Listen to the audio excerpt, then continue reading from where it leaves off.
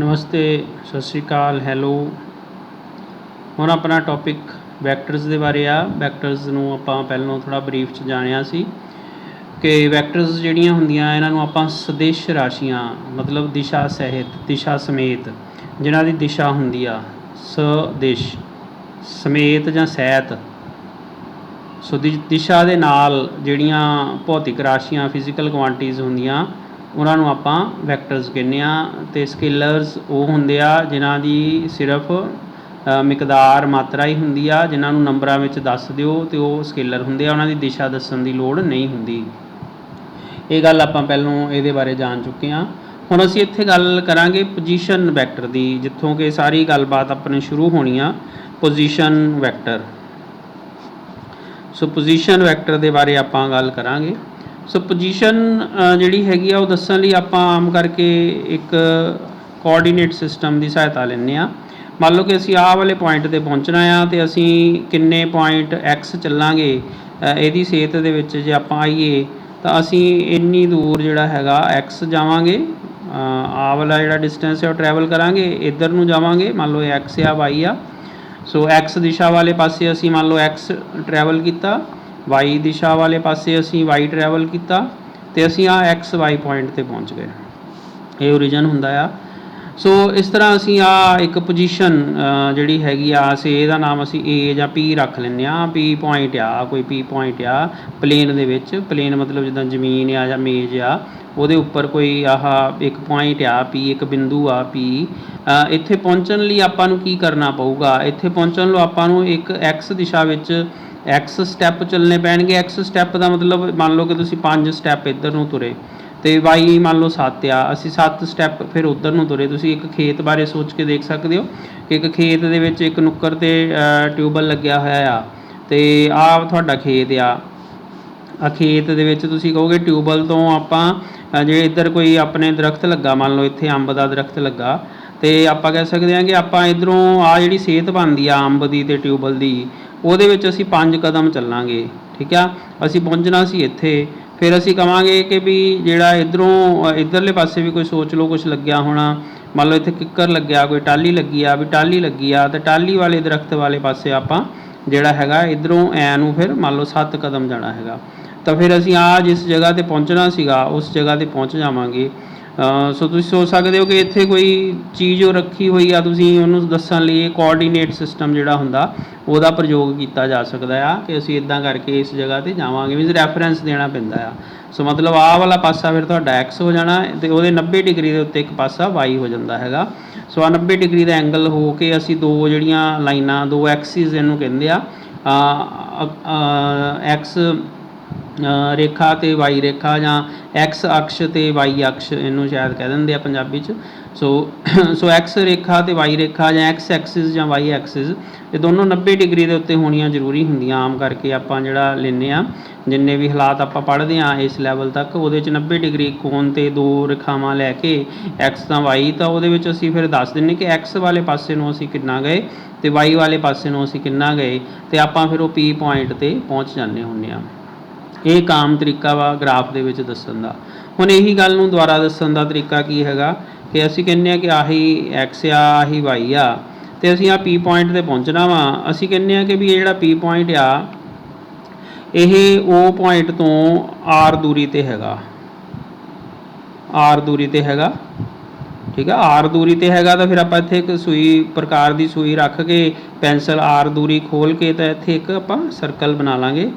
ਤਾਂ ਜਿਹੜਾ ਹੈਗਾ ਇਹਦੇ ਨਾਲ ਆਪਾਂ ਨੂੰ ਕੀ ਹੋਊਗਾ ਕਿ ਇਹ ਵਾਲੇ ਸਰਕਲ ਜਿਹੜਾ ਕਿ ਆਰ ਦੂਰੀ 'ਤੇ ਆ, ਅਤੇ ਇਹ ਵਾਲੀ ਆਰ ਦੂਰੀ 'ਤੇ ਆਪਾਂ ਉਹ ਤੋਂ ਕਿਤੇ ਜਾਣਾ ਵਾ, ਪਰ ਉਹਦੇ ਨਾਲ ਫਿਰ ਇੱਕ ਬੰਦਿਸ਼ ਹੋਵੇ, ਆਰ ਦੂਰੀ ਤਾਂ ਇੱਥੇ ਵੀ ਆ, ਇੱਥੇ ਵੀ ਆ, ਇੱਥੇ ਵੀ, ਤਾਂ ਆਪਾਂ ਕਿੱਥੇ ਜਾਣਾ ਵਾ? ਫਿਰ ਆਪਾਂ ਦੱਸਦੇ ਉਹਦੀ ਦਿਸ਼ਾ ਦੱਸਣ ਲਈ ਅਸੀਂ ਆਹ ਐਂਗਲ ਦੱਸ ਦਿੰਦੇ ਹਾਂ ਕਿ ਆਹ ਵਾਲਾ ਐਂਗਲ ਥੀਟਾ। ਮੰਨ ਲਓ ਕਿ ਆਰ ਦੀ ਵੈਲਿਊ ਜੇ ਮੰਨ ਲਓ 50 ਸੈਂਟੀਮੀਟਰ ਹੋਵੇ ਤਾਂ ਥੀਟਾ ਦੀ ਵੈਲਿਊ ਮੰਨ ਲਓ 15 ਡਿਗਰੀ ਹੋਵੇ, ਤਾਂ ਅਸੀਂ ਜੇ ਦੋ ਗੱਲਾਂ ਦੱਸ ਦਈਏ ਕਿ ਆਰ ਇੰਨਾ ਹੈਗਾ, ਥੀਟਾ ਇੰਨਾ ਹੈਗਾ, ਤਾਂ ਵੀ ਅਸੀਂ ਪੀ ਪੁਆਇੰਟ 'ਤੇ ਪਹੁੰਚ ਸਕਦੇ ਹੁੰਦੇ ਹਾਂ। ਸੋ ਇਸ ਤਰ੍ਹਾਂ ਅਸੀਂ ਇਹ ਜਿਹੜਾ ਪਾਰਟੀਕਲ ਜਿਹੜਾ ਪੁਆਇੰਟ ਪੀ ਹੈਗਾ ਵਾ, ਜਿਹਨੂੰ ਅਸੀਂ ਐਕਸ ਵਾਈ ਵੀ ਕਿਹਾ ਸੀ ਕਿਉਂਕਿ ਸੇਮ ਆ, ਇਹਦੀ ਵੀ ਗੱਲ ਮੈਂ ਦੁਬਾਰਾ ਕੀਤੀ ਆ। ਸੋ ਇਸ ਕਰਕੇ ਆਪਾਂ ਜਿਹੜੀ ਵੈਲਿਊਜ਼ ਹੈ ਫੇਕ ਵੈਲਿਊਜ਼ ਲੈ ਰਿਹਾ, ਮੈਂ ਆਪਣੇ ਤੋਂ ਵੱਲੋਂ ਹੀ ਲੈ ਰਿਹਾ, ਇਹਨਾਂ ਦਾ 5-7 ਨਾਲ ਕੋਈ ਲੈਣਾ ਦੇਣਾ ਨਹੀਂ ਫਿਲਹਾਲ। ਬਟ ਆਪਾਂ ਇਹਨੂੰ ਕਰ ਸਕਦੇ ਹੁੰਦੇ ਹਾਂ ਵੀ ਜੇ ਕਿੰਨੀ ਵੈਲਿਊ ਤਾਂ ਉਹ 50-15 ਉਸ ਹਿਸਾਬ ਨਾਲ ਆਉਣਗੇ, ਉਹ that we can always calculate. ਅਸੀਂ ਉਸ ਹਾਲੇ ਫਿਲਹਾਲ ਉਸ ਚੱਕਰ 'ਚ ਨਹੀਂ ਪੈਣਾ, ਅਸੀਂ ਸਿਰਫ ਸਮਝਣ ਲਈ ਦੇਖਦੇ ਪਏ ਹਾਂ ਕਿ ਆਹ ਪੀ ਪੁਆਇੰਟ ਜਿਹੜਾ ਹੈਗਾ ਉਹਦੇ ਪਹੁੰਚਣ ਦੇ 2 ਤਰੀਕੇ ਆ। ਇੱਕ ਤਾਂ ਅਸੀਂ ਇੱਦਾਂ ਚੱਲ ਕੇ ਜਾ ਸਕਦੇ ਹਾਂ, ਇੱਕ ਅਸੀਂ ਇੱਥੇ ਗੋਲਾ ਸਰਕਲ ਵਾਈਏ, ਚੱਕਰ ਬਣਾਈਏ, ਚੱਕਰ ਦੇ ਵਿੱਚ ਫਿਰ ਅਸੀਂ ਇਹ ਕਹੀਏ ਕਿ ਐਕਸ ਦੇ ਨਾਲ ਉਹਨੇ ਇੰਨਾ ਐਂਗਲ ਬਣਾਇਆ, ਤਾਂ ਫਿਰ ਉਹ ਪੀ ਪੁਆਇੰਟ 'ਤੇ ਅਸੀਂ ਤਾਂ ਵੀ ਪਹੁੰਚ ਸਕਦੇ ਹਾਂ। 2 ਤਰੀਕੇ ਆ ਸਾਡੇ ਕੋਲ ਪੀ ਪੁਆਇੰਟ 'ਤੇ ਪਹੁੰਚਣ ਦੇ। ਇਹ ਜਿਹੜਾ ਅਸਲ ਵਿੱਚ ਪੀ ਪੁਆਇੰਟ ਹੈ ਇਹ ਪੋਜੀਸ਼ਨ ਆ। ਮੰਨ ਲਓ ਕਿ ਤੁਹਾਡਾ ਇੱਕ ਪਾਰਟੀਕਲ ਆ, ਕੋਈ ਓਬਜੈਕਟ ਆ ਜਿਹੜਾ ਕਿ ਪੀ ਪੁਆਇੰਟ 'ਤੇ ਆ। ਮੰਨ ਲਓ ਇੱਕ ਛੋਟਾ ਜਿਹਾ ਕੋਈ ਖਿਡੌਣਾ ਆ ਬੱਚੇ ਦਾ, ਕੋਈ ਕਾਰ ਆ, ਸੋ ਜਿਹੜੀ ਕਿ ਇੱਥੇ ਪੀ ਪੁਆਇੰਟ ਦੇ ਉੱਪਰ ਜਿਹੜੀ ਹੈਗੀ ਆ, ਸੋ ਆਹ ਕਾਰ ਜਿਹੜੀ ਹੈਗੀ ਆ ਉਹ ਇੱਥੇ ਪੀ ਪੁਆਇੰਟ 'ਤੇ ਕੋਈ ਬੱਚਾ ਖੇਡਦਾ ਪਿਆ, ਪੀ ਪੁਆਇੰਟ 'ਤੇ ਆ, ਅਤੇ ਉਹ ਪੀ ਪੁਆਇੰਟ 'ਤੇ ਆਪਾਂ ਉਹਨੂੰ ਦੱਸਣਾ ਵੀ ਇਹ ਕਾਰ ਉੱਥੇ ਬੱਚੇ ਦੀ ਕੋਈ ਖਿਡੌਣਾ ਇਸ ਜਗ੍ਹਾ 'ਤੇ ਪਿਆ ਵਾ। ਆ ਖੇਤ ਦੇ ਵਿੱਚ ਮੰਨ ਲਓ ਕੋਈ ਆਪਾਂ ਇੱਥੇ ਕੋਈ ਆਪਾਂ ਕਹਿ ਲਓ ਖਜ਼ਾਨਾ ਦੱਬਿਆ ਹੋਇਆ ਖੇਤ ਦੇ ਵਿੱਚ, ਆਹ ਵਾਲੇ ਪੁਆਇੰਟ 'ਤੇ ਜਿੱਥੇ ਆਪਾਂ ਪਹੁੰਚੇ ਸੀ, ਵੀ ਉਹਦੇ ਕੋਆਰਡੀਨੇਟਸ ਆਪਾਂ ਯਾਦ ਰੱਖੇ ਹੋਏ ਆ ਵੀ ਇੱਥੇ ਨੁੱਕਰ 'ਤੇ ਟਿਊਬਲ ਲੱਗਿਆ ਵਾ ਖੇਤ ਦੇ, ਅਤੇ ਉਹਦੇ ਤੋਂ ਅਸੀਂ ਕਿੱਦਾਂ ਇੱਥੇ ਪਹੁੰਚਣਾ ਵਾ, ਉਹਦੇ ਕਿੰਨੇ ਸਟੈਪ ਚੱਲ ਕੇ, ਕਿੰਨੇ ਸਟੈਪ ਇੱਧਰ ਨੂੰ ਅਤੇ ਕਿੰਨੇ ਉੱਧਰ ਨੂੰ। ਤਾਂ ਅਸੀਂ ਇੱਥੇ ਕੋਈ ਚੀਜ਼ ਦੱਬੀ ਹੋਈ ਆ, ਖਜ਼ਾਨਾ ਦੱਬਿਆ ਹੋਇਆ, ਬੱਚੇ ਮੰਨ ਲਓ ਜਿੱਦਾਂ ਖੇਡਦੇ ਹੁੰਦੇ ਆ, ਕੋਈ ਚੀਜ਼ ਲੁਕੋਤੀ ਬੱਚੇ ਨੇ, ਸੋ ਇਸ ਤਰ੍ਹਾਂ ਲਾਈਕ ਦੈਟ। ਸੋ ਇੱਦਾਂ ਕਰਕੇ ਅਸੀਂ ਉਹ ਇੱਕ ਪੁਆਇੰਟ ਲੱਭਣਾ ਜਿੱਥੇ ਕਿ ਕੋਈ ਚੀਜ਼ ਰੱਖੀ ਹੋਈ ਆ। ਸੋ ਅਸੀਂ ਇਕੱਲੇ ਪੁਆਇੰਟ ਦੇ ਨਾਲ ਸੰਬੰਧ ਨਹੀਂ ਰੱਖਦੇ, ਪੁਆਇੰਟ ਇਸ ਲਈ ਸਾਨੂੰ ਚਾਹੀਦਾ, ਪੋਜੀਸ਼ਨ ਇਸ ਲਈ ਚਾਹੀਦੀ ਕਿਉਂਕਿ ਉੱਥੇ ਕੋਈ ਓਬਜੈਕਟ ਹੋਊਗਾ, ਉਹ ਓਬਜੈਕਟ ਕੋਈ ਮੋਸ਼ਨ ਕਰਦਾ ਹੋਊਗਾ, ਕੁਛ ਕਰਦਾ ਹੋਊਗਾ, ਉਹਦੇ ਬਾਰੇ ਸਾਨੂੰ ਜਾਣਕਾਰੀ ਚਾਹੀਦੀ ਹੁੰਦੀ ਆ। ਸੋ ਇਸ ਲਈ ਅਸੀਂ ਇੱਕ ਪੀ ਪੁਆਇੰਟ ਲੱਭਦੇ ਹਾਂ ਜਿੱਥੇ ਕਿ ਕੋਈ ਓਬਜੈਕਟ ਜਿਹੜਾ ਹੈਗਾ, ਜਿੱਦਾਂ ਮੰਨ ਲਓ ਬੱਚੇ ਦਾ ਖਿਡੌਣਾ ਕਾਰ ਆ, ਜਾਂ ਪ੍ਰੈਕਟੀਕਲ ਵੀ ਤੁਸੀਂ ਗੱਲ ਕਰ ਸਕਦੇ ਹਾਂ, ਜ਼ਿਆਦਾ ਵਧੀਆ ਗੱਲ ਕਰਨੀ ਆ ਤਾਂ ਉਹਦੇ ਹਿਸਾਬ ਨਾਲ ਵੀ ਆਪਾਂ ਦੇਖ ਸਕਦੇ ਹਾਂ ਵੀ ਜਿੱਦਾਂ ਹੁਣ ਅਸੀਂ ਮਿਸਾਈਲ ਛੱਡਣੀ ਆ, ਉਹ ਮਿਸਾਈਲ ਕਿੱਥੋਂ ਲੈ ਕੇ ਕਿੱਥੇ ਤੱਕ ਛੱਡਣੀ ਆ, ਰਾਕਟ ਲਾਂਚ ਕਰਨਾ ਕਿੱਥੋਂ ਲੈ ਕੇ ਉਹ ਕਿੱਥੇ ਤੱਕ ਜਾਊਗਾ। ਸੋ ਇਹ ਸਾਰੀਆਂ ਚੀਜ਼ਾਂ ਜਿਹੜੀਆਂ ਹੁੰਦੀਆਂ ਉਹ ਪੋਜੀਸ਼ਨਸ ਦੇ ਹਿਸਾਬ ਨਾਲ, ਕੋਆਰਡੀਨੇਟ ਦੇ ਹਿਸਾਬ ਨਾਲ ਹੁੰਦੀਆਂ। ਜਹਾਜ਼ ਜਦੋਂ ਉੱਪਰ ਉੱਡਦਾ ਹੁੰਦਾ ਆਸਮਾਨ ਦੇ ਵਿੱਚ, ਅਤੇ ਉਹ ਕਿੰਨੀ ਉਚਾਈ 'ਤੇ ਹੁੰਦਾ ਵਾ, ਕਿਹੜੇ ਮੁਲਕ ਤੋਂ ਕਿੰਨੀ ਦੂਰ ਹੁੰਦਾ, ਜ਼ਮੀਨ ਤੋਂ ਕਿੰਨਾ ਉੱਚੀ ਹੁੰਦਾ, ਸੋ ਉਹ ਸਾਰੀਆਂ ਚੀਜ਼ਾਂ ਦੱਸਣੀਆਂ ਪੈਂਦੀਆਂ, ਤਾਂ ਹੀ ਜਹਾਜ਼ ਦਾ ਰਸਤਾ ਜਿਹੜਾ ਹੈਗਾ ਸਹੀ ਹੋਊਗਾ, ਕਿਉਂਕਿ ਉੱਥੇ ਤਾਂ ਸੜਕਾਂ ਬਣੀਆਂ ਨਹੀਂ ਹੁੰਦੀਆਂ। ਮੀਨਸ ਕੋਆਰਡੀਨੇਟ ਜਿਹੜੇ ਹੁੰਦੇ ਆ, ਪੋਜੀਸ਼ਨ ਜਿਹੜੀ ਹੁੰਦੀ ਆ, ਇਹ ਬਹੁਤ ਇੰਪੋਰਟੈਂਟ ਚੀਜ਼ ਜਿਹੜੀ ਹੈਗੀ ਆ। ਸੋ ਪੋਜੀਸ਼ਨ, ਸੋ ਇੱਥੇ ਹੁਣ ਆ ਜਾਂਦਾ ਪੋਜੀਸ਼ਨ ਵੈਕਟਰ, ਇਹਦਾ ਪੋਜੀਸ਼ਨ ਦੱਸਣ ਵਾਲਾ ਦਾ ਤਰੀਕਾ ਹੋ ਗਿਆ। ਹੁਣ ਅਸੀਂ ਗੱਲ ਕਰਦੇ ਹਾਂ ਵੈਕਟਰ ਦੀ। ਹੁਣ ਵੈਕਟਰ ਦੇ ਵਿੱਚ ਆਪਾਂ ਕਿਹਾ ਕਿ ਵੈਕਟਰ ਮੈਨੇ, ਸੋ ਵੈਕਟਰ ਮੈਨੇ ਕਿ ਆਹ ਫਿਰ ਉਹੀ ਆਪਣਾ ਕੋਆਰਡੀਨੇਟ ਸਿਸਟਮ ਆ। ਇਹ ਜਿਹੜੀਆਂ ਆਪਾਂ ਚੀਜ਼ਾਂ ਪੜ੍ਹਦੇ ਪਏ ਨੇ ਸਾਰੀਆਂ ਸਮਝਣ ਵਾਲੀਆਂ, ਦਿਮਾਗ 'ਚ ਜਦੋਂ ਬਹਿ ਜਾਣਗੀਆਂ ਫਿਰ ਬਾਕੀ ਚੀਜ਼ਾਂ ਆਰਾਮ ਨਾਲ ਸਮਝ ਲੱਗਣਗੀਆਂ। ਅਸੀਂ ਕਹਿੰਦੇ ਹਾਂ ਕਿ ਆਹ ਜਿਹੜਾ ਓ ਪੀ ਪੁਆਇੰਟ ਆ, ਜੇ ਮੈਂ ਇਹਨੂੰ ਕਹਾਂ ਕਿ ਇਹ ਇੱਕ ਆਰ ਵੈਕਟਰ ਆ, ਇਹ ਇੱਕ ਵੈਕਟਰ ਆ, ਓ ਪੀ ਜਿਹੜਾ ਹੈਗਾ ਆਰ ਵੈਕਟਰ ਆ, ਤਾਂ ਫਿਰ ਆਰ ਵੈਕਟਰ ਜਿਹੜਾ ਹੈਗਾ, so this is R vector is equal to O P. So ਮਤਲਬ ਕਿ ਅਸੀਂ ਕਹਾ ਐਰੋ ਬਣਾ ਕੇ, ਕਹਾ ਲਾਈਨ, ਸਿੱਧੀ ਲਾਈਨ ਬਣਾ ਕੇ ਅਤੇ ਐਰੋ ਬਣਾਤਾ, ਅਤੇ ਅਸੀਂ ਕਹਿੰਦੇ ਹਾਂ ਕਿ ਇਹ ਇੱਕ ਵੈਕਟਰ ਆ। So this is how we have the third thing, ਕਿ ਇੱਕ ਵੈਕਟਰ ਦੇ ਰੂਪ ਵਿੱਚ ਵੀ ਅਸੀਂ ਇਹਨੂੰ ਦੇਖ ਸਕਦੇ ਹਾਂ ਕਿ ਜਿਹੜਾ ਓ ਪੀ ਹੈਗਾ ਉਹ ਇੱਕ ਵੈਕਟਰ ਆ। ਸੋ ਵੈਕਟਰ ਨੂੰ ਅਸੀਂ ਜਦੋਂ ਵੀ ਦੱਸਿਆ ਸੀ, ਸਮਝਿਆ ਸੀ, ਤਾਂ ਅਸੀਂ ਇਹ ਕਿਹਾ ਸੀ ਕਿ ਇਹਦੀ ਡਾਇਰੈਕਸ਼ਨ ਹੁੰਦੀ ਆ। ਜਦੋਂ ਅਸੀਂ ਕਿਹਾ ਸੀਗਾ ਕਿ ਇੱਕ ਬੋਡੀ ਏ ਪੁਆਇੰਟ ਤੋਂ ਬੀ ਪੁਆਇੰਟ 'ਤੇ ਪਹੁੰਚ ਗਈ ਤਾਂ ਡਿਸਪਲੇਸਮੈਂਟ ਕਿੰਨਾ ਹੋਇਆ, ਸੋ ਆ ਉਹਦਾ ਡਿਸਪਲੇਸਮੈਂਟ ਆਪਾਂ ਦੱਸਦੇ ਪਏ ਸੀ। ਸੋ ਇਹਦੇ 'ਚ ਆਪਾਂ ਕਹਿ ਰਹੇ ਸੀਗੇ ਕਿ ਐਰੋ ਲਗਾਉਣਾ ਹੁੰਦਾ। ਸੋ ਮੈਥੇਮੈਟੀਕਲੀ ਜਦੋਂ ਅਸੀਂ ਕਿਸੇ ਚੀਜ਼ ਨੂੰ ਰਿਪਰੈਜ਼ੈਂਟ ਕਰਨਾ, ਵੈਕਟਰ ਨੂੰ ਰਿਪਰੈਜ਼ੈਂਟ ਕਰਨਾ, ਤਾਂ ਸਾਡੇ ਕੋਲ ਕੀ ਤਰੀਕਾ ਹੁੰਦਾ ਕਿ ਵੀ ਆਲਵੇਜ਼ ਹੈਵ ਏ ਲਾਈਨ, ਇੱਕ ਲਾਈਨ ਬਣਾ ਕੇ ਉਹਦੇ ਮੂਹਰੇ ਐਰੋ ਬਣਾ ਦਿੰਦੇ ਹਾਂ। ਹੁਣ ਇਹ ਲਾਈਨ ਕਿੰਨੀ ਲੰਬੀ ਆ, ਇੱਥੇ ਇਹ ਵੀ ਗੱਲ ਧਿਆਨ ਦੇਣ ਵਾਲੀ ਆ ਕਿ ਲਾਈਨ ਕਿੰਨੀ ਲੰਬੀ ਆ, ਉਹਦਾ ਮਤਲਬ ਇਹ ਹੁੰਦਾ ਕਿ ਉਨੀ ਜ਼ਿਆਦਾ ਉਹਦੀ ਜਿਹੜੀ ਨੰਬਰਾਂ ਵਿੱਚ ਵੈਲਿਊ ਆ ਉਨੀ ਜ਼ਿਆਦਾ ਆ। ਮੰਨ ਲਓ ਮੈਂ ਆ ਇੱਕ ਲੰਬੀ ਲਾਈਨ ਬਣਾ ਕੇ ਐਰੋ ਬਣਾਵਾਂ, ਅਤੇ ਇਹ ਅਤੇ ਕਾਹ ਵਾਲਾ ਮੰਨ ਲਓ ਬਣਾਵਾਂ, ਇਹਦਾ ਮਤਲਬ ਹੈ ਕਿ ਹੋ ਸਕਦਾ ਇਹਨੂੰ ਜੇ ਮੈਂ 50 ਕਹਿੰਦਾ ਵਾਂ, ਅਤੇ ਲਗਭਗ ਤੁਸੀਂ ਦੇਖ ਲਓ ਇੱਥੇ ਇੱਕ 50 ਹੈਗਾ, ਆ ਵੀ 50 ਹੋਊਗਾ, ਇਹਦੇ ਹਿਸਾਬ ਨਾਲ ਜਿਹਨੂੰ ਮਿਲਾਈਏ ਤਾਂ ਅੰਦਾਜ਼ਾ ਲਾ ਲਈਏ ਤਾਂ ਵੀ ਇੰਨਾ ਕੁ 50 ਬਣਦਾ ਪਿਆ, ਇੰਨਾ ਕੁ ਹੋਰ 50 ਆ, ਇੰਨਾ ਕੁ ਹੋਰ 50 ਆ, ਤਾਂ ਆਹ ਸ਼ਾਇਦ ਥੋੜ੍ਹਾ ਜਿਹਾ ਮਤਲਬ 40 ਕਾ, ਤਾਂ 50 50 50 150 ਅਤੇ 190। ਸੋ ਮੰਨ ਲਓ 190 ਆ। ਮੰਨ ਲਓ ਇਹ ਆਪਾਂ ਕਿਸੇ ਫੋਰਸ ਜਿਹੜਾ ਕਿ 50 ਨਿਊਟਨ ਹੋਵੇ, 50 ਨਿਊਟਨ ਫੋਰਸ ਨੂੰ ਆਹ ਵਾਲੀ ਇੱਕ ਲਾਈਨ ਦੱਸਦੀ ਹੋਵੇ, ਤਾਂ ਫਿਰ ਆਹ ਵਾਲੀ ਲਾਈਨ ਜਿਹੜੀ ਹੈ 190 ਨਿਊਟਨ ਫੋਰਸ ਨੂੰ ਦੱਸੂਗੀ ਵੀ ਤੁਸੀਂ ਜੇ ਜ਼ੋਰ ਲਾਇਆ, ਧੱਕਾ ਲਾਇਆ ਕਿਸੇ ਚੀਜ਼ ਨੂੰ, ਇਸ ਪਾਸੇ ਨੂੰ ਧੱਕਾ ਲਾਇਆ, ਇਸ ਡਾਇਰੈਕਸ਼ਨ 'ਚ ਧੱਕਾ ਲਾਇਆ, ਤਾਂ ਤੁਸੀਂ ਜੇ 190 ਨਿਊਟਨ ਲਾਇਆ ਤਾਂ ਫਿਰ ਏਡੀ ਲੰਬੀ ਲਾਈਨ ਬਣਾਉਣੀ ਪਊਗੀ। ਜੇ ਤੁਸੀਂ 50 ਨਿਊਟਨ ਧੱਕਾ ਲਾਇਆ ਤਾਂ ਫਿਰ ਤੁਹਾਨੂੰ ਏਡੀ ਲੰਬੀ ਲਾਈਨ ਲਾਣੀ ਪਊਗੀ ਤੇ ਇੱਧਰ ਨੂੰ ਦੱਸਣਾ ਪਊਗਾ ਕਿ ਇਸ ਪਾਸੇ ਨੂੰ ਧੱਕਾ ਲਾਇਆ। ਮੰਨ ਲਓ ਕਿ ਤੁਸੀਂ ਇੱਧਰ ਨੂੰ ਫੋਰਸ ਲਾਉਂਦੇ, ਮੰਨ ਲਓ ਇੰਨਾ, ਤਾਂ ਇਹ ਇੱਥੇ ਤੱਕ 50 ਆ, ਮੰਨ ਲਓ ਇੰਨਾ 40 ਆ, ਤਾਂ ਇਹ 90 ਨਿਊਟਨ ਹੋ ਗਿਆ। ਇਹ 90 ਨਿਊਟਨ ਦੀ ਡਾਇਰੈਕਸ਼ਨ ਆਹ ਵਾਲੀ ਬਣ ਗਈ। So this is the direction of this. So ਇਹ ਹੁਣ ਡਾਇਰੈਕਸ਼ਨ ਕਿੱਦਾਂ ਬਣ ਗਈ, ਤੁਹਾਨੂੰ ਇੱਕ ਐਕਸ ਡਾਇਰੈਕਸ਼ਨ ਲੈਣੀ ਪੈਣੀ ਆ। ਆਹ ਮੰਨ ਲਓ ਤੁਹਾਡੀ ਐਕਸ ਡਾਇਰੈਕਸ਼ਨ ਆ, ਇਹਨੇ ਆਹ ਵਾਲੀ ਲਾਈਨ ਨੇ ਐਕਸ ਨਾਲ ਇੰਨਾ ਐਂਗਲ ਬਣਾਇਆ, ਇਹਨੇ ਐਕਸ ਨਾਲ ਇੰਨਾ ਐਂਗਲ ਬਣਾਇਆ, ਇਹਨੇ ਐਕਸ ਨਾਲ ਇੰਨਾ ਐਂਗਲ ਬਣਾਇਆ। ਉੱਥੋਂ ਉਹਦੀ ਦਿਸ਼ਾ ਪਤਾ ਲੱਗ ਜੂਗੀ ਕਿ ਜੇ ਐਕਸ ਐਕਸਿਸ ਤੁਸੀਂ ਕਿਹੜੇ ਪਾਸੇ ਨੂੰ ਲਈ ਆ, ਉਹਦੇ ਹਿਸਾਬ ਨਾਲ ਸਾਨੂੰ ਦਿਸ਼ਾ ਵੀ ਪਤਾ ਲੱਗ ਜੂਗੀ। ਤੇ ਦਿਸ਼ਾ ਬਣਾਉਣ ਲਈ ਅਸੀਂ ਐਰੋ ਵੀ ਲੈਂਦੇ ਆ, ਠੀਕ ਆ। ਸੋ ਮੈਥਮੈਟੀਕਲ ਮਤਲਬ ਇੱਕ ਵੈਕਟਰ ਨੂੰ ਦੇਖਣਾ, ਪਿਕਟੋਰੀਅਲ ਰਿਪਰੈਜ਼ੈਂਟੇਸ਼ਨ, ਵੀ ਉਹਨੂੰ ਆਪਾਂ ਨੇ ਉਹਦੀ ਫੋਟੋ ਬਣਾ ਕੇ ਸਮਝਣਾ ਆ ਵੀ ਵੈਕਟਰ ਆ, ਤਾਂ ਅਸੀਂ ਇੱਕ ਇਦਾਂ ਕਰਕੇ ਲਾਈਨ ਬਣਾ ਕੇ ਐਰੋ ਬਣਾ ਦਿੰਦੇ ਆ ਵੀ ਇਹ ਵੈਕਟਰ ਆ, ਠੀਕ ਆ। ਕਿਹੜਾ ਵੈਕਟਰ ਆ, ਵੈਲੋਸਿਟੀ ਵੈਕਟਰ ਆ, ਡਿਸਪਲੇਸਮੈਂਟ ਵੈਕਟਰ ਆ, ਫੋਰਸ ਵੈਕਟਰ ਆ, ਮੋਮੈਂਟਮ ਵੈਕਟਰ ਆ, ਕੋਈ ਵੀ ਵੈਕਟਰ ਆ, ਉਹਨੂੰ ਅਸੀਂ ਇਦਾਂ ਕਰਕੇ ਐਰੋ ਬਣਾ ਕੇ ਕਿੱਧਰ ਨੂੰ ਉਹ ਲੱਗਦਾ ਪਿਆ ਵਾ ਉਸ ਹਿਸਾਬ ਨਾਲ ਅਸੀਂ ਐਰੋ ਬਣਾ ਦਿੰਦੇ ਆ। ਉਹ ਕਿੱਡਾ ਲੰਬਾ ਐਰੋ ਬਣਾਇਆ, ਕਿਸ ਢੰਗ ਨਾਲ ਤੁਸੀਂ ਉਹਨੂੰ ਲਿਆ, ਉਹਦੇ ਹਿਸਾਬ ਨਾਲ ਜਿਹੜੇ ਐਰੋਜ਼ ਤੁਸੀਂ ਬਣਾਉਂਦੇ ਹੋ ਉਹ ਤੁਹਾਡੇ ਵੈਕਟਰ ਜਿਹੜੇ ਹੈਗੇ ਆ ਉਹ ਹੋ ਜਾਂਦੇ ਆ। ਤੇ ਇੱਥੇ ਅਸੀਂ ਫਿਲਹਾਲ ਗੱਲ ਕਰਦੇ ਵੀ ਪੋਜੀਸ਼ਨ ਵੈਕਟਰ ਦੀ। ਸੋ ਪੋਜੀਸ਼ਨ ਵੈਕਟਰ ਮੀਨਸ ਬੇਸਿਕਲੀ ਵੀ ਜਿਹੜਾ ਪੋਜੀਸ਼ਨ ਤੱਕ ਇੱਕ ਲਾਈਨ O ਤੋਂ ਲੈ ਕੇ ਪੋਜੀਸ਼ਨ ਜਿਹੜਾ ਪੁਆਇੰਟ ਤੇ ਤੁਸੀਂ ਪਹੁੰਚਣਾ ਉਸ ਜਗ੍ਹਾ ਤੱਕ ਜਿਹਦਾ ਕਿ ਕੋਆਰਡੀਨੇਟ ਐਕਸ ਵਾਈ ਸੀਗੇ, ਜਾਂ ਦੂਜੀ ਤਰੀਕੇ ਨਾਲ ਕਹਿ ਲਓ ਆਰ ਥੀਟਾ ਸੀਗੇ। ਜੇ ਤੁਸੀਂ ਆਹ ਵਾਲੇ ਪੁਆਇੰਟ P ਤੇ ਪਹੁੰਚਣਾ ਚਾਹੁੰਦੇ ਆ ਤਾਂ ਆਹ ਜਿਹੜੀ OP ਲਾਈਨ ਆ ਜਿਹਨੂੰ ਅਸੀਂ ਵੈਕਟਰ ਦੇ ਇਹਦੇ ਸਿਰ ਦੇ ਉੱਪਰ ਇੱਕ ਛੋਟਾ ਜਿਹਾ ਮੰਨ ਲਓ ਜਿੱਦਾਂ ਵੈਕਟਰ ਆ, ਇਹ ਇੱਕ ਤਰ੍ਹਾਂ ਦਾ ਰਾਜਾ ਵਾ, ਰਾਜੇ ਦੇ ਸਿਰ ਤੇ ਮੁਕਟ ਹੁੰਦਾ ਵਾ। ਇਸ ਕਰਕੇ ਕੋਈ ਵੀ ਵੈਕਟਰ ਤੁਸੀਂ ਜੇ ਲਿਖਣਾ ਹੋਵੇ, ਮੰਨ ਲਓ ਇਹ ਤੁਸੀਂ ਕਹਿਣਾ ਕਿ ਇਹ ਵੈਕਟਰ ਆ, ਤਾਂ ਇਹਦੇ ਸਿਰ ਤੇ ਟੋਪੀ, ਇਹਦੇ ਸਿਰ ਤੇ ਮੁਕਟ ਪਾਉਣਾ ਪੈਣਾ। ਆ ਇੱਕ ਛੋਟੀ ਜੀ ਸਿੱਧੀ ਲਕੀਰ ਇਦਾਂ ਪਾਣੀ ਪੈਣੀ ਹੈ ਜਿਹੜੀ ਇਹ ਦੱਸਦੀ ਹੈ ਕਿ ਜਿਹਦੇ ਬਾਰੇ ਤੁਸੀਂ ਗੱਲ ਕਰਦੇ ਪਏ ਉਹ ਵੈਕਟਰ ਆ। ਤੁਸੀਂ ਫੋਰਸ ਦੀ ਗੱਲ ਕਰਦੇ ਹੋ, ਜੇ ਉਹਦੇ ਸਿਰ ਦੇ ਉੱਪਰ ਤੁਸੀਂ ਇਦਾਂ ਲਕੀਰ ਹਮੇਸ਼ਾ ਸਿੱਧੀ ਹੋਈ ਰਹਿਣੀ ਆ, ਇਹ ਨਹੀਂ ਤੁਸੀਂ ਕਹੋ ਇਹਦੀ ਡਾਇਰੈਕਸ਼ਨ ਇੱਧਰ ਨੂੰ ਤਾਂ ਮੈਂ ਇਦਾਂ ਤੀਰ ਬਾਣਾ ਵਾ, ਜਾਂ ਇਦਾਂ ਮੈਂ ਤੀਰ ਬਾਣਾ ਵਾ, ਜਾਂ ਜਿਹੜੇ ਵੈਕਟਰ ਆ ਉਹ ਐ ਨੂੰ ਆ, ਇਹ ਇਦਾਂ ਇਹਦੇ ਨਾਲ ਦਿਸ਼ਾ ਨਹੀਂ ਪਤਾ ਲੱਗਦੀ। ਆ ਜਿਹੜਾ ਐਰੋ ਆਪਾਂ ਸਿਰ ਤੇ ਪਾਉਂਦੇ ਆ, ਇਹਦਾ ਦਿਸ਼ਾ ਨਾਲ ਕੋਈ ਲੈਣਾ ਦੇਣਾ ਨਹੀਂ, ਇਹ ਸਿਰਫ ਇਹ ਦੱਸਦਾ ਕਿ ਵੀ ਇਹ ਇੱਕ ਵੈਕਟਰ ਆ। ਜਿੱਦਾਂ ਇੱਕ ਰਾਜੇ ਨੇ ਮੁਕਟ ਪਾਇਆ ਹੁੰਦਾ, ਉੱਦਾਂ ਹੀ ਬਸ ਇਹਦੇ ਸਿਰ ਤੇ ਆਹ ਵਾਲੀ ਇੱਕ ਛੋਟੀ ਜਿਹੀ ਲਕੀਰ ਐ ਵਾਲੀ ਪਾ ਦੇਣੀ ਆ ਤੀਰ ਪਾ ਕੇ। ਸੋ ਇਹ ਦੱਸਦੀ ਹੈ ਕਿ ਆ B ਵੈਕਟਰ ਆ, A ਵੈਕਟਰ ਆ, F ਵੈਕਟਰ ਆ, C ਵੈਕਟਰ ਆ, ਡਿਸਪਲੇਸਮੈਂਟ S ਵੈਕਟਰ ਆ, ਵੈਲੋਸਿਟੀ V ਵੈਕਟਰ ਆ, ਮੈਗਨੈਟਿਕ ਫੀਲਡ B ਵੈਕਟਰ ਆ, ਇਲੈਕਟ੍ਰਿਕ ਫੀਲਡ E ਵੈਕਟਰ ਆ। ਸੋ ਇਹ ਇਸ ਤਰ੍ਹਾਂ ਆਹ ਜਿਹੜਾ ਸਿਰ ਦੇ ਉੱਪਰ ਇੱਕ ਐਰੋ ਪਾ ਕੇ ਅਸੀਂ ਦੱਸ ਦਿੰਦੇ ਹੁੰਦੇ ਹਾਂ ਕਿ ਵੈਕਟਰ ਆ। ਇੱਦਾਂ R ਦੇ ਉੱਪਰ ਵੀ ਇੱਕ ਜਿਹੜਾ ਨਿਸ਼ਾਨ ਆ ਉਹ ਪਾਇਆ ਜਾ ਰਿਹਾ ਹੈਗਾ। ਸੋ R ਇੱਕ ਪੋਜੀਸ਼ਨ ਵੈਕਟਰ OP ਆ। ਸੋ ਇਸ ਕਰਕੇ ਆਪਾਂ ਇਹਨੂੰ ਇਦਾਂ ਲਿਖਿਆ। So R is equal to OP, ਇਹ ਪੋਜੀਸ਼ਨ ਵੈਕਟਰ ਨੂੰ ਦਰਸਾਉਂਦਾ ਹੈਗਾ। ਸੋ ਇਹਦਾ ਫਿਰ ਮੈਗਨੀਟਿਊਡ ਜੇ ਆਪਾਂ ਲੈਣਾ ਹੋਵੇ, ਹੁਣ ਇਹਦਾ ਮਤਲਬ ਕਿ ਇੱਥੋਂ ਸਾਨੂੰ ਇਹ ਗੱਲ ਸਮਝ ਲੱਗ ਗਈ ਕਿ ਅਸੀਂ ਕੀ ਕਰਦੇ ਪਏ ਹਾਂ। ਅਸੀਂ ਇੱਕ ਵੈਕਟਰ ਜਿਹੜਾ ਪੋਜੀਸ਼ਨ ਆ ਉਹਦੇ ਬਾਰੇ ਕੋਈ ਗੱਲ ਕਰਦੇ ਪਏ ਹਾਂ। ਸੋ ਲੈਟ ਅਸ ਹੈਵ ਦਿਸ ਕਿ ਮੰਨ ਲਓ ਕਿ ਅਸੀਂ ਉਹੀ ਵਾਲੀ ਗੱਲ ਨੂੰ ਦੁਬਾਰਾ ਫਿਰ ਕਰੀਏ ਹੁਣ ਸਹੀ ਢੰਗ ਨਾਲ। ਮੰਨ ਲਓ ਕਿ ਆਪਣੇ ਕੋਲ ਐਕਸ ਤੇ ਵਾਈ ਜਿਹੜੇ ਹੈਗੇ ਆ, ਐਕਸ ਆ ਆਹ ਵਾਈ ਆ ਆਪਣੇ ਕੋਲ, ਤੇ ਅਸੀਂ ਆ P ਪੁਆਇੰਟ ਤੇ ਪਹੁੰਚੇ, P ਪੁਆਇੰਟ ਤੇ ਜਿਹਦੇ ਕੋਆਰਡੀਨੇਟ ਐਕਸ ਤੇ ਵਾਈ ਆ। ਜੇ ਨੰਬਰਾਂ 'ਚ ਲੈਣੇ ਆ ਤਾਂ ਤੁਸੀਂ ਲੈ ਸਕਦੇ ਹੋ, ਮੰਨ ਲਓ ਕਿ ਆਪਾਂ ਸੌਖੇ ਜਿਹੇ ਲੈ ਲੈਂਦੇ ਹਾਂ ਤਾਂ ਕਿ ਸਾਨੂੰ ਹਿਸਾਬ ਕਿਤਾਬ 'ਚ ਵੀ ਜਿਹੜਾ ਆ ਉਹ ਈਜ਼ੀ ਰਵੇ। ਸੋ 25 16 ਤੇ 9 ਹੈ ਨਾ, 3 ਤੇ 3 3 9 ਤੇ 4 ਚੁੱਕੇ 16, ਮਤਲਬ 3 ਤੇ 4 ਕੋਆਰਡੀਨੇਟ ਆ ਇਹਦੇ, ਠੀਕ ਆ।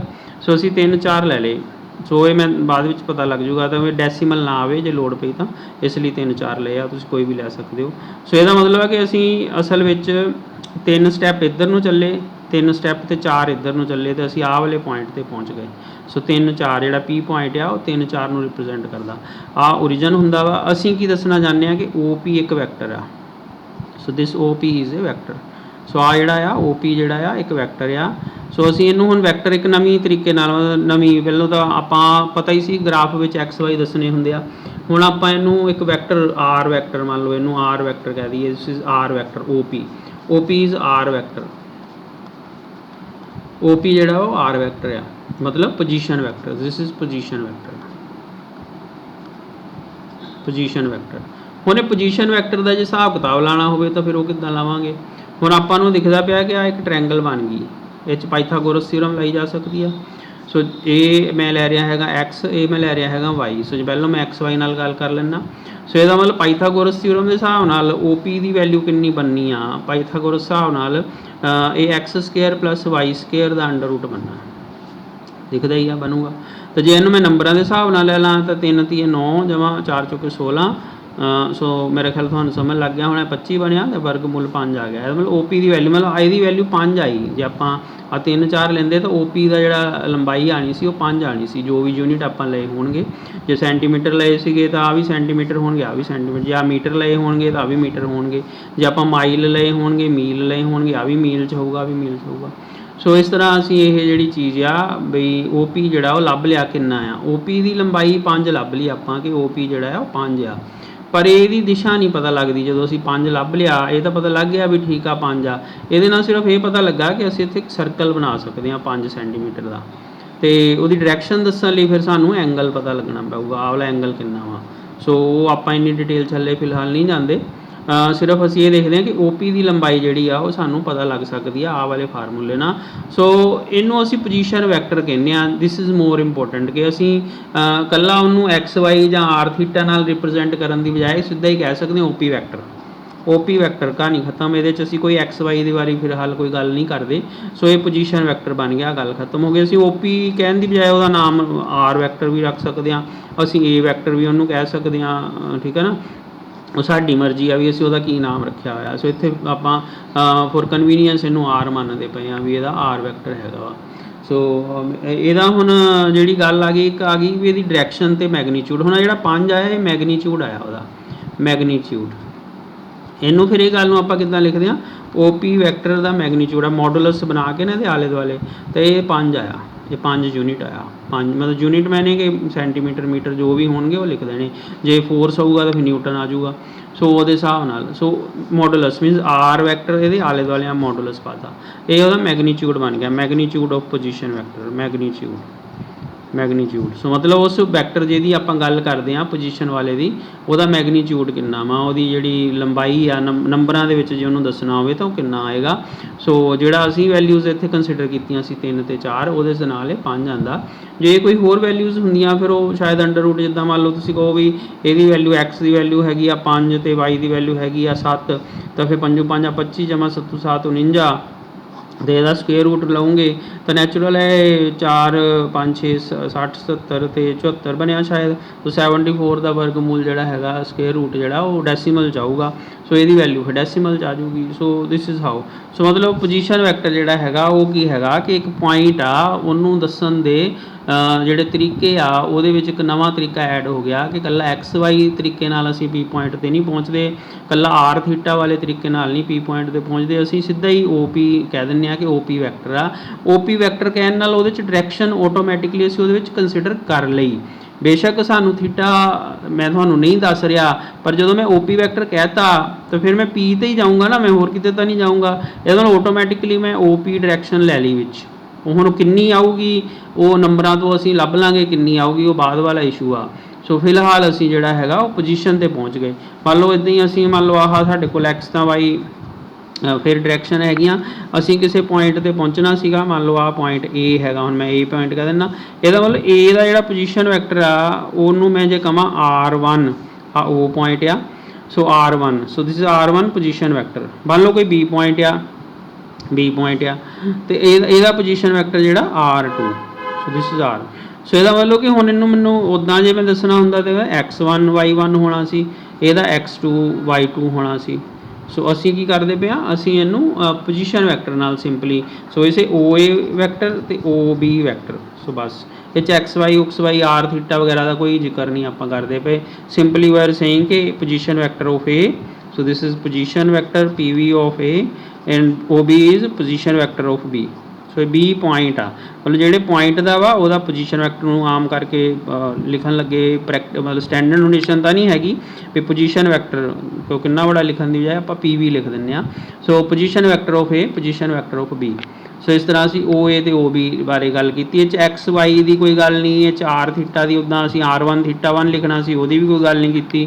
ਇੱਥੇ R2 ਥੀਟਾ 2 ਲਿਖਣਾ ਸੀ, ਉਹਦੀ ਵੀ ਕੋਈ ਗੱਲ ਨਹੀਂ ਕੀਤੀ। ਬਿਨਾਂ R ਥੀਟਾ ਬਿਨਾਂ XY ਤੋਂ ਅਸੀਂ ਸਿੱਧਾ ਹੀ ਲਿਖਤਾ ਕਿ OA ਇੱਕ ਵੈਕਟਰ ਆ ਤੇ OB ਇੱਕ ਵੈਕਟਰ ਆ, ਤੇ ਅਸੀਂ ਇਹਦੀ ਪੋਜੀਸ਼ਨ ਦੇ ਉੱਤੇ ਸਿੱਧਾ ਹੀ ਪਹੁੰਚ ਗਏ। ਇਹਨੂੰ ਅਸੀਂ ਪੋਜੀਸ਼ਨ ਵੈਕਟਰ ਕਹਿੰਦੇ ਆ। ਇਹਦਾ ਮਤਲਬ ਜੇ ਮੈਗਨੀਚਿਊਡ ਲੈਣਾ ਵਾ ਤਾਂ OA ਜਿਹੜਾ ਮੈਗਨੀਚਿਊਡ ਆ ਉਹ ਕਿੰਨਾ ਬਣਿਆ, R1 ਦਾ ਮੈਗਨੀਚਿਊਡ। OB ਦਾ ਮੈਗਨੀਚਿਊਡ ਕਿੰਨਾ ਬਣਿਆ, ਮੈਗਨੀਚਿਊਡ R2 ਮੈਗਨੀਚਿਊਡ।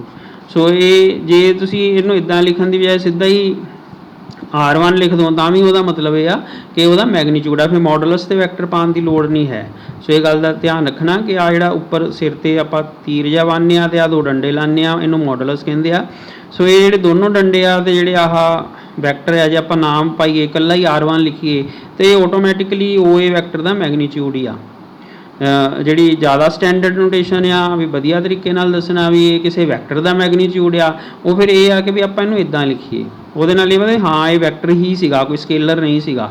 ਇਸ ਕਰਕੇ ਇਦਾਂ ਲਿਖਣਾ ਜ਼ਿਆਦਾ ਵਧੀਆ ਰਹਿੰਦਾ ਵਾ। ਪਰ ਕਿਉਂਕਿ ਜੇ ਸਾਨੂੰ ਆਲਰੇਡੀ ਸਾਨੂੰ ਪਤਾ ਕਿ ਅਸੀਂ ਵੈਕਟਰ ਦੇ ਬਾਰੇ ਗੱਲ ਕਰ ਰਹੇ ਹਾਂ ਤੇ ਅਸੀਂ ਫਿਰ ਇਹ ਤੋਂ ਬਗੈਰ ਵੀ ਇਦਾਂ ਲਿਖ ਸਕਦੇ ਹੁੰਦੇ ਹਾਂ ਕਿ ਉਹਦਾ ਮੈਗਨੀਚਿਊਡ ਬਣ ਗਿਆ। ਕਈ ਜਿਹੜੀਆਂ ਵਧੀਆ ਸਟੈਂਡਰਡ ਬੁੱਕਸ ਹੁੰਦੀਆਂ, ਰੈਫਰੈਂਸ ਬੁੱਕਸ ਹੁੰਦੀਆਂ, ਉਹਨਾਂ ਦੇ ਵਿੱਚ ਕੀ ਕਰਦੇ ਆ ਕਿ ਉਹ ਜਿੱਦਾਂ ਕੋਈ B ਅੱਖਰ ਆ ਇਹਨੂੰ ਇਦਾਂ ਲਿਖਦੇ ਆ, ਇਦਾਂ ਗੂੜਾ ਕਰਕੇ, ਆ ਫਿੱਕਾ ਆ B, ਸੋ ਆ ਗੂੜਾ ਆ। ਸੋ ਇਹਦੇ ਉੱਪਰ ਫਿਰ ਉਹ ਐਰੋ ਨਹੀਂ ਪਾਉਂਦੇ, ਇਹ ਆਟੋਮੈਟਿਕਲੀ ਵੈਕਟਰ ਬਣ ਜਾਂਦੇ। ਇਹਨੂੰ ਬੋਲਡ ਫੇਸ ਕਹਿੰਦੇ ਆ, ਬੋਲਡ ਫੇਸ। ਜੇ ਤੁਸੀਂ ਇਹਨੂੰ ਬੋਲਡ ਅੱਖਰ ਮਤਲਬ ਗੂੜਾ ਅੱਖਰ, ਬੋਲਡ ਅੱਖਰ ਗੂੜਾ ਆ ਮਤਲਬ ਆ A ਆ, ਇੱਕ ਆ A ਆ, ਠੀਕ ਆ। ਸੋ ਇਹਨੂੰ ਥੋੜਾ ਗੂੜਾ ਕਿਤਾਬ 'ਚ ਛਾਪਿਆ ਹੁੰਦਾ ਗੂੜਾ ਕਰਕੇ, ਬਾਕੀ ਅੱਖਰਾਂ ਨਾਲੋਂ ਜ਼ਿਆਦਾ ਕਾਲਾ। ਸੋ ਇਹ ਫਿਰ ਜੇ ਇਦਾਂ ਲਿਖਿਆ ਵਾ ਵੈਕਟਰਾਂ ਦੇ ਵਿੱਚ ਕੋਈ ਗੱਲਬਾਤ ਚੱਲਦੀ ਪਈ ਆ ਤੇ ਆਖਰ ਗੂੜਾ ਤੇ ਇਹ ਆਟੋਮੈਟਿਕਲੀ ਵੈਕਟਰ ਆ, ਇਹ ਵੈਕਟਰ ਆ ਉਹਦਾ ਮੈਗਨੀਚਿਊਡ ਆ, ਫਿਰ ਉਹ ਆਟੋਮੈਟਿਕ ਹੋ ਜਾਂਦਾ ਹੈਗਾ। ਸੋ ਖੈਰ ਆਮ ਬੁੱਕਸ ਜਿਹੜੀਆਂ ਤੁਹਾਡੀਆਂ ਬੁੱਕਸ ਹੋਣਗੀਆਂ +1 ਦੀਆਂ ਨਾਰਮਲ ਬੁੱਕਸ ਆਪਾਂ ਲੈਂਦੇ ਆ, ਉਹਨਾਂ ਵਿੱਚ ਆਮ ਕਰਕੇ ਐਰੋ ਪਾਇਆ ਹੁੰਦਾ, ਮਤਲਬ ਕੋਈ ਵੈਕਟਰ ਆ ਉਹਨੂੰ ਐਰੋ ਪਾ ਕੇ ਆਪਾਂ ਲਿਖਦੇ ਹਾਂ। ਕਿਉਂਕਿ ਕਾਪੀ 'ਚ ਤਾਂ ਆਪਾਂ ਗੂੜਾ ਨਹੀਂ ਨਾ ਕਰਦੇ ਰਹਿਣਾ, ਆਪਾਂ ਨੇ ਤਾਂ ਐਰੋ ਪਾਣਾ ਹੀ ਪਾਣਾ। ਜੇ ਕਿਸੇ ਕਿਤਾਬ 'ਚ ਤੁਸੀਂ ਇੱਦਾਂ ਦੀ ਪੜ੍ਹਦੇ ਪਏ ਹੋ ਕਿ ਉਹ 'ਚ A ਗੂੜਾ ਲਿਖਿਆ ਤੇ A ਫਿੱਕਾ ਲਿਖਿਆ ਤਾਂ ਫਿਰ A ਜਿਹੜਾ ਉਹ ਵੈਕਟਰ ਆ ਤੇ A ਉਹਦਾ ਮੈਗਨੀਚਿਊਡ ਆ। ਸੋ ਇਹ ਗੱਲ ਦਾ ਧਿਆਨ ਰੱਖਣਾ। ਮਤਲਬ ਕਿ ਉਹਨੇ A ਵੈਕਟਰ ਕਿ ਉਹ ਆਹ ਵਾਲੇ ਅੱਖਰ ਤੋਂ ਆ ਉੱਤੇ ਐਰੋ ਪਾਉਣ ਨਾਲ ਸਪੇਸ ਵੱਧ ਜਾਂਦਾ, ਲਾਈਨ ਥੋੜ੍ਹੀ ਖੁੱਲ੍ਹੀ ਲਿਖਣ 'ਚ ਟਾਈਪ ਦੇ ਵਿੱਚ ਪ੍ਰੋਬਲਮ ਹੁੰਦੀ ਆ, ਉਹ ਫਿਰ ਇਹਨੂੰ ਗੂੜਾ ਕਰ ਦਿੰਦੇ ਇੱਦਾਂ, ਇਹਦਾ ਅੱਖਰ ਜਿਹੜਾ ਗੂੜਾ ਕਰ ਦਿੰਦੇ ਆ, ਫਿਰ ਉੱਤੇ ਤੀਰ ਨਹੀਂ ਪਾਉਂਦੇ। ਸੋ ਇਹ ਮੇਰੇ ਖਿਆਲ ਗੱਲ ਸਮਝ ਲੱਗ ਗਈ ਹੋਣੀ ਆ ਵੀ A ਫਿੱਕਾ ਤੇ A ਗੂੜਾ, B ਫਿੱਕਾ ਤੇ B ਗੂੜਾ। ਸੋ ਜਿਹੜਾ B ਗੂੜਾ ਆ ਉਹ ਅਸਲ ਵਿੱਚ B ਇਦਾਂ ਕਰਕੇ ਜਿਹੜਾ B ਵੈਕਟਰ ਆ ਉਹਦੇ ਬਰਾਬਰ ਆ। ਕਿਤਾਬਾਂ ਵਿੱਚ ਛਾਪਿਆ ਜਾ ਸਕਦਾ, ਪਰ ਲਿਖਣ ਲੱਗੇ ਸਾਨੂੰ ਹਮੇਸ਼ਾ ਕਾਪੀ ਪੈਨ ਨਾਲ ਸਾਨੂੰ ਹਮੇਸ਼ਾ ਉਹਦੇ ਉੱਪਰ ਤੀਰ ਪਾਉਣਾ ਹੀ ਪਊਗਾ। ਇਹ ਬਹੁਤ ਇੰਪੋਰਟੈਂਟ ਗੱਲ ਆ। ਸੋ ਵੈਕਟਰਸ ਜਿਹੜੇ ਹੈਗੇ ਆ, ਸੋ ਇਹਦੇ ਬਾਰੇ ਆਪਾਂ ਜਿਹੜੀ ਬੇਸਿਕ ਇੱਥੇ ਜਾਣਕਾਰੀ ਲਈ ਕਿ ਕਿਸੇ ਪੋਜੀਸ਼ਨ ਵੈਕਟਰ ਨੂੰ ਆਪਾਂ ਕਿੱਦਾਂ ਲਿਖਦੇ ਹਾਂ।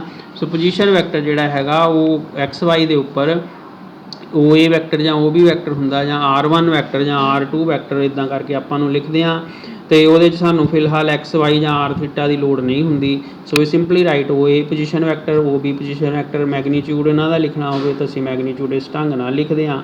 So this is how you have the position vector. Magnitude ਉਹਨਾਂ ਦਾ ਕੀ ਹੈਗਾ ਆ, ਉਹਨੂੰ ਅਸੀਂ ਆਪਸ ਵਿੱਚ ਕਿੱਦਾਂ ਰਿਲੇਟ ਕਰਦੇ ਹਾਂ। So I think it is very much clear ਕਿ ਪੋਜੀਸ਼ਨ ਵੈਕਟਰ ਕੀ ਹੈਗਾ ਆ। ਤੇ ਵੈਕਟਰ ਨੋਟੇਸ਼ਨ ਆਪਾਂ ਵੈਕਟਰਸ ਨੂੰ ਕਿੱਦਾਂ ਲਿਖਦੇ ਹਾਂ, ਕੋਈ ਵੀ ਲਾਈਨ ਬਣਾ ਕੇ ਉਹਦੇ ਐਰੋ ਬਣਾ ਦਿੰਦੇ ਹਾਂ। ਐਰੋ ਉਹਦੀ ਡਾਇਰੈਕਸ਼ਨ ਨੂੰ, ਪ੍ਰੈਕਟੀਕਲੀ ਡਾਇਰੈਕਸ਼ਨ ਨੂੰ ਦੱਸਦਾ ਹੈਗਾ। ਸੋ ਇਸ ਤਰ੍ਹਾਂ ਅਸੀਂ ਜਿਹੜੇ ਵੈਕਟਰ ਆ ਉਹਨਾਂ ਨੂੰ ਪ੍ਰਯੋਗ ਕਰਦੇ ਹਾਂ। Thank you.